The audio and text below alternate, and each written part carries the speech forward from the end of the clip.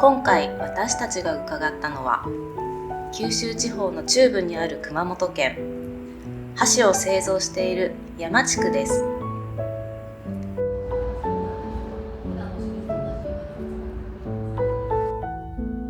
色も形も様々、すべて竹でできています。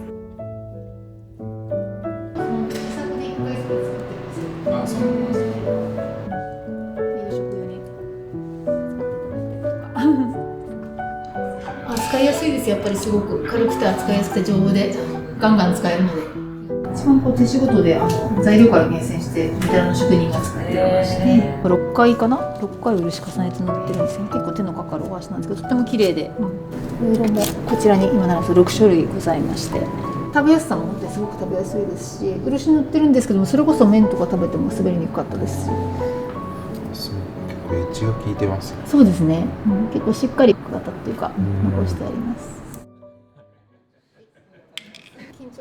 軽くて先が細く、小さなものもしっかりつかめるのが特徴です。工房に伺うと、たくさんの女性メンバーが作業をしていました。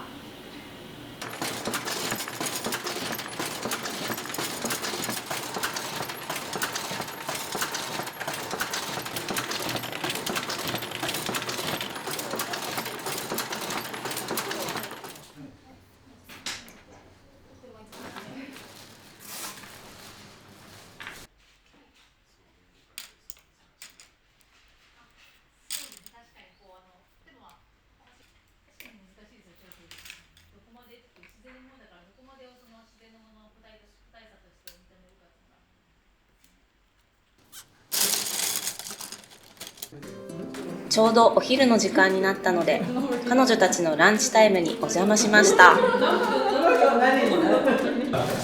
これあれ、漆の全塗りです。私が漆を塗ってるので、そこで出た B 品ですね。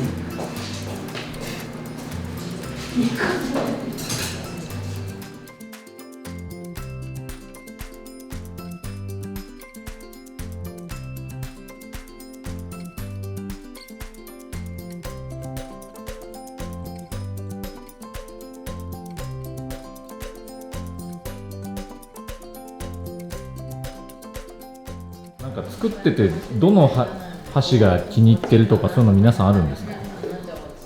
多分面々違う。面々違う。はい。うちずっとあれシュステンマルの。あ、そうなんだ。細頑固の無地か。細頑固の無地。細頑固の無地。いらない方がいいです。持ち手丸の方がいいです。僕は。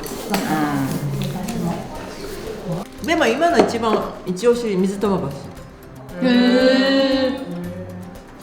なんかない私は。なんかね、久しぶり使ったらすごい使いやすくって。これ太い？私この太さ好きね。これはちょっとでかいよ、細頑固より。ああ、じゃあこれです。